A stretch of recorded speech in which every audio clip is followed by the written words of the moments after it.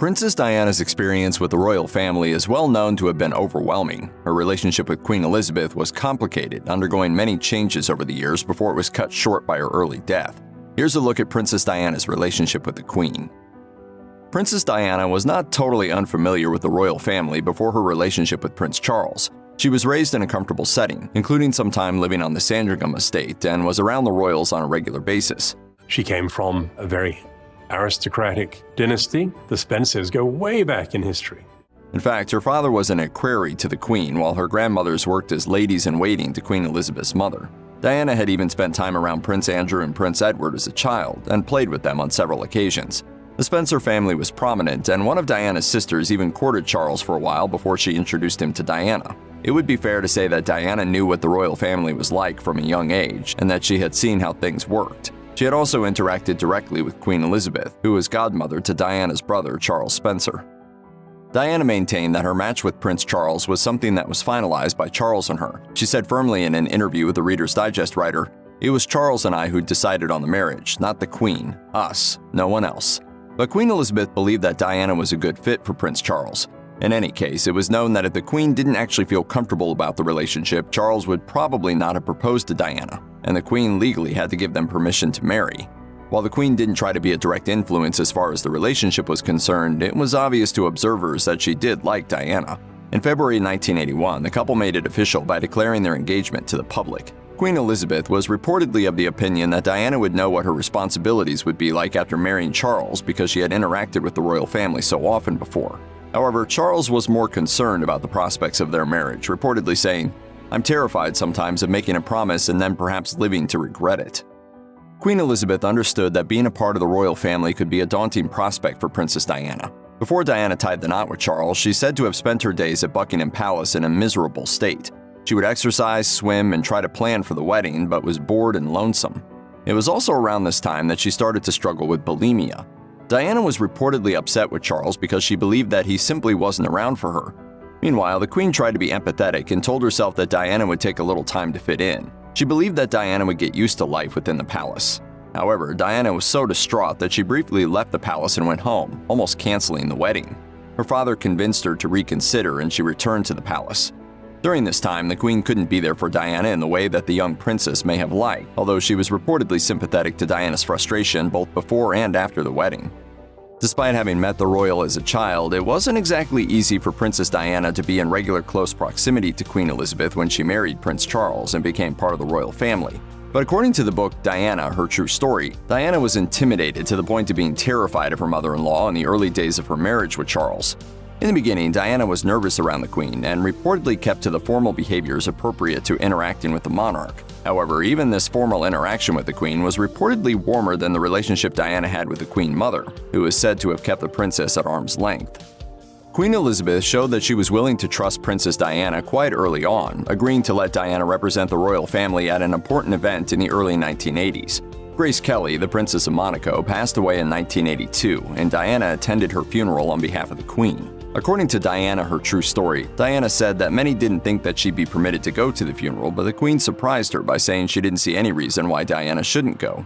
She was only 21 years old at the time, but the Queen allowed Diana to travel alone on her first trip abroad as a member of the royal family. Morton says that those who saw her were impressed by her, quote, dignified manner at the highly charged and at times mawkish funeral service. For Princess Diana, marriage to Prince Charles was tough from the start. The Queen tried helping in little ways. Unfortunately, Charles and Diana were two very different people, and it was difficult for them to overcome their differences. Charles was known to have been somewhat of a playboy before he got married to Diana, while his wife had never dated and didn't know what to expect from her relationship. Queen Elizabeth reportedly wished to see things improve between the two and believed that the couple's children, Princes Harry and William, would help them grow closer together. However, this didn't happen, and the royal couple's conflict grew bigger. Diana found it hard to cope and started relying on the Queen for help. She would visit her and speak to her about her problems.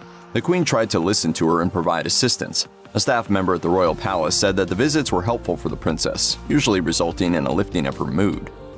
Ultimately, Queen Elizabeth couldn't do much for Princess Diana in terms of offering her emotional support. Things got worse for Diana when she realized that her husband was involved in an extramarital relationship with his former girlfriend, Camilla Parker Bowles.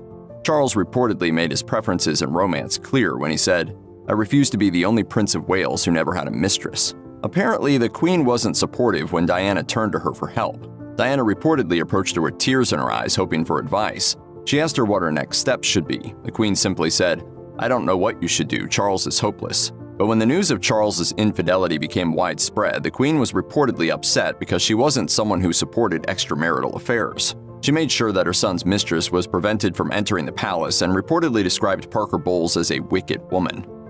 The relationship between Princess Diana and Queen Elizabeth got messy as time went by. Diana had always been a bit different from others in the royal family, and she didn't try to hide it. For example, she chose an engagement ring from a catalog rather than having one custom-made, as is tradition. Also, when she married Prince Charles, she made it clear that she wouldn't say that she would obey him as his wife. Things soured further between Diana and her mother-in-law after Diana spoke to her biographer Andrew Morton in the early 1990s.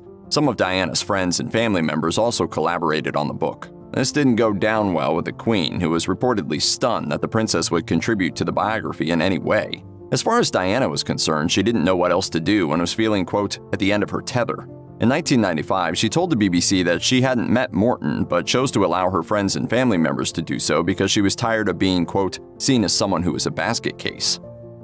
Queen Elizabeth genuinely believed that her daughter-in-law had a lot of potential as a member of the royal family. According to Reader's Digest, the Queen was quite empathetic towards Diana when she got sick while honeymooning with Charles. Diana was grateful for the support she received from the Queen in those early days and even praised her. She once commented, "I have the best mother-in-law in the world." When Diana and Charles were struggling with their relationship after the book Diana, Her True Story was published in the early 1990s, Queen Elizabeth suggested that both of them should take a break for 6 months to reflect. They agreed with this suggestion and spent some time away from each other. Around this time, Diana became heavily involved with humanitarian work. Members of the public admired the princess, and the Queen knew that she could shine as a member of the royal family. However, it proved to be impossible to stop Diana from carving her own path. Eventually, after her landmark Panorama interview aired out many of her family's dirty secrets, the Queen advised the couple to divorce. Ultimately, the Queen could never quite understand how to assist Diana. Diana was reportedly someone who didn't take criticism well at all, which meant that it was tricky for the Queen to talk honestly with her. Queen Elizabeth wasn't a constant source of comfort for Diana. In the book Diana, Her True Story, the princess revealed that she looked up to the Queen and genuinely respected her. However, she reportedly told her mother-in-law, "I'll never let you down, but I cannot say the same for your son." According to the same source, Queen Elizabeth was candid with Diana at times about their marital troubles and what she believed the causes of them were. The Queen reportedly even expressed to Diana that she believed that her son could never come to terms with the princess's battle with bulimia. According to Diana, she saw it as the cause of the marriage problems and not a symptom. She also added that she mostly had a good relationship with her in-laws but didn't try to work extra hard to please them. She said, "I get on very well with them, but I don't go out of my way to go and have tea with them." August 31, 1997 was a terrible day for the royal family. Princess Diana and her partner Dodi Al-Fayed died in a tragic car crash on the streets of Paris while being pursued by paparazzi. News flash at 4:41, that's just a few minutes ago, that Diana, Princess of Wales, has died, according to British sources. When it was announced that the princess had died, the world grieved publicly at a scale that struck many Britons as being without precedent. They also lashed out at the Queen for not flying from Balmoral to London as soon as possible, and for not honoring Diana by hoisting the royal standard flag at Buckingham Palace. Meanwhile, it was believed that the Queen chose to stay at Balmoral in order to take care of her grandchildren, Princes Harry and William. She wanted the boys to absorb the shock of their mother's death on their own. As Diana biographer Ingrid Seward wrote, her first priority was to protect them. As for the flag, the Queen's explanation was that it was simply protocol to not use it when she wasn't in residence at the palace. According to ABC News, Queen Elizabeth wrote about Princess Diana in a letter to a friend, saying that the princess's death was a massive loss for the country. She added that it brought people together in a, quote, rather inspiring way as people across the globe collectively mourned the loss. She also said that she was filled with admiration for the way Diana had raised and looked after Princes Harry and William. The Queen offered some perspective into what was happening in Balmoral and said that she had been occupied with her grandchildren. She wrote, "This week at Balmoral, we have all been trying to help William and Harry come to terms with the devastating loss that they and the rest of us have suffered." The Queen also spoke about her late daughter-in-law in public in tones that were stoic but affectionate. While addressing the country in a speech before Diana's funeral, the Queen paid tribute to Diana, calling her an exceptional human being. In good times and bad, she never lost her capacity to smile and laugh, nor to inspire others with her warmth and kindness.